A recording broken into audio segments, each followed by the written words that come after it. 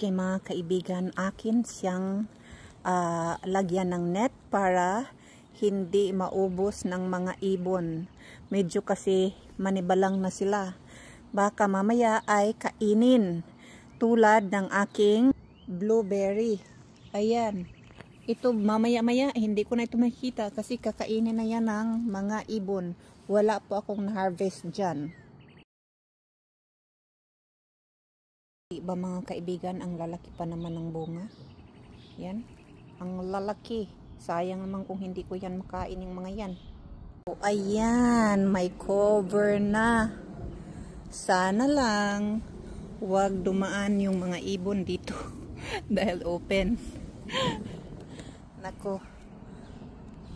Looking forward talaga ako sa harvesting. Aking grapes ay malaki na. Malaki na po. Malalaki na. Super dami po niyan.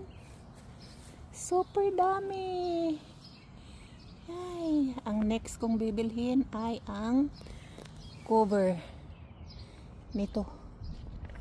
Kailangan i-cover para hindi ako maunahan ng mga walang itch. Mga walang hiya. Yan. There you go. Dami. Yan. Dami. Ang dami po. Ang dami nila. Yan. Ang dami.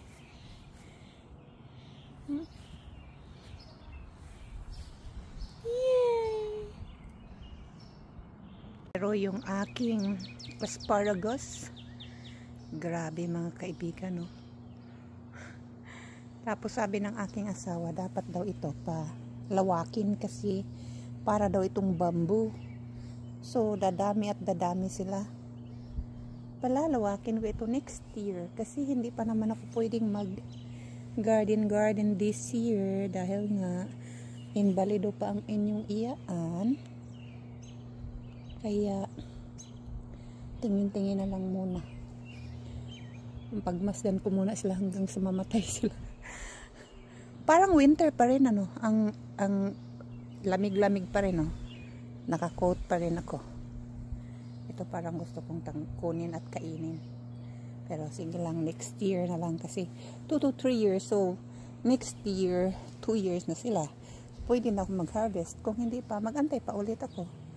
Yan. Sige mga kaibigan, yun lang.